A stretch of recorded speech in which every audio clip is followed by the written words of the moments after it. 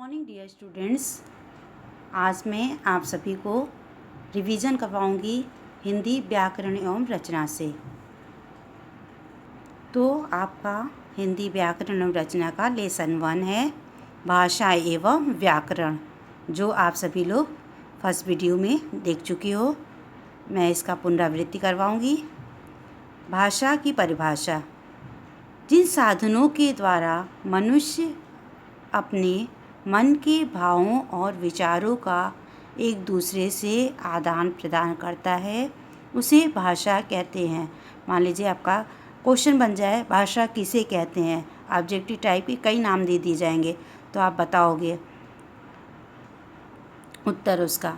भाषा के प्रकार: भाषा मुख्यतः 2 प्रकार की होती है। कौन कौन सी है? मौखिक भाषा, दूसरा लिखित भाषा। पहला क्या है? मौखिक भाषा।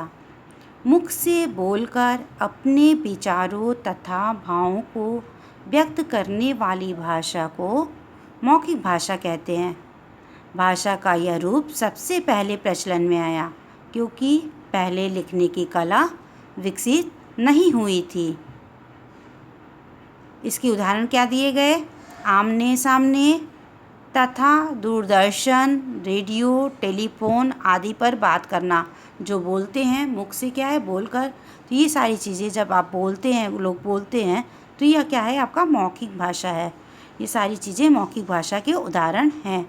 लिखित भाषा: लिखकर विचारों तथा भावों को व्यक्त करने वाली भाषा लिखित भाषा कहलाती है। यह भाषा को स्थायित्व प्रदान करती है, मतलब लंबे समय तक रहती है। कोई भी बात लिखी हुई चीज़ का ज़्यादा महत्व रहता है। ठीक है, तो इसके उदाहरण क्या दिए गए? पत्र, समाचार पत्र, पुस्तक, ब्लैक बोर्ड पर लिखना और पढ़ना आदि लिखित भाषा के उदाहरण हैं। जो चीज़ लिखा हुआ हो, चाहे आप पत्र में देखते होगे लिखा हुआ चीज़, चाहे समाचार पत्र में, चाहे पुस्तक में, ब्लैक बोर्ड पर, सब ये सारी चीज़ें लिखित भाषा के उदाहरण हैं। भाषा की विशेषताएं: भाषा विचारों की अभिव्यक्ति का साधन है। भाषा कई सार्थक ध्वनियों के मेल से बनती है। संसार के प्राणियों में केवल मनुष्य ही भाषा का प्रयोग करता है। अब आपका आता है बोली। भाषा के क्षेत्रीय रूप को बोली कहा जाता है। जब किसी क्षेत्र में बोली जाने लगती है भाषा, तो वह बोली का दर्जा दिया जाता है। तो एक ही क्षेत्र में अनेक बोलियां बोली जा सकती हैं। ध्यान दीजिएगा, एक ही क्षेत्र में अनेक बोलियां बोली जा सकती हैं, जैसे ब्रजी, अवधी, हरियाणवी, राजस्थानी, गढ़वाली आदि हिंदी क्षेत्र की बोलियां हैं। उपभाषा: किसी बोली में जब साहित्य रचना होने लगती है तब उसे उपभाषा कहते हैं। जैसे हिंदी क्षेत्र की ब्रजी और अवधी बोली में साहित्य रचना होने लगी तो इसे ब्रजभाषा और अवधी भाषा कहा जाने लगा। ये वास्तव में हिंदी की उपभाषाएं हैं। लिपि: ध्वनियों को लिखित रूप देने के लिए निर्धारित किए गए चिन्हों के लिखने के ढंग को लिपि कहते हैं। संसार की विभिन्न भाषाओं को लिखने के लिए अनेक लिपियों का प्रयोग किया जाता है। हिंदी और संस्कृत भाषाएं देवनागरी लिपि में, जबकि अंग्रेजी और जर्मन भाषाएं रोमन लिपि में लिखी जाती हैं। फिर से ध्यान दीजिए, संस्कृत भाषाएं, हिंदी और संस्कृत भाषाएं देवनागरी लिपि में, और जबकि अंग्रेजी और जर्मन भाषाएं किस लिपि में लिखी जाती हैं? रोमन लिपि में लिखी जाती हैं।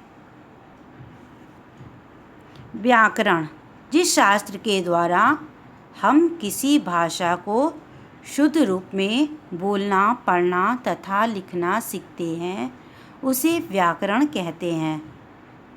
समझ में आई बातें? व्याकरण के अंग: व्याकरण के निम्नलिखित अंग हैं। कौन कौन से? मुख्य रूप से वर्ण विचार, शब्द विचार और वाक्य विचार। वर्ण विचार: वर्ण विचार के अंतर्गत वर्णों के आकार, उच्चारण और उनके मेल से शब्द निर्माण का अध्ययन किया जाता है। शब्द विचार के अंतर्गत शब्दों की उत्पत्ति, विकास, निर्माण, आगमन, अर्थ आदि का अध्ययन किया जाता है। वाक्य विचार क्या है? वाक्य विचार के अंतर्गत वाक्य के भेद, वाक्य का गठन, पदों के पारस्परिक संबंध आदि का अध्ययन किया जाता है। अब आपका आता है, मैं क्वेश्चन आंसर लिखवा चुकी हूँ, आप फर्स्ट वीडियो शुरू के वीडियो में देखिएगा। मैं सेकंड से करवाती हूँ, उस पर ध्यान दीजिए आप सभी लोग।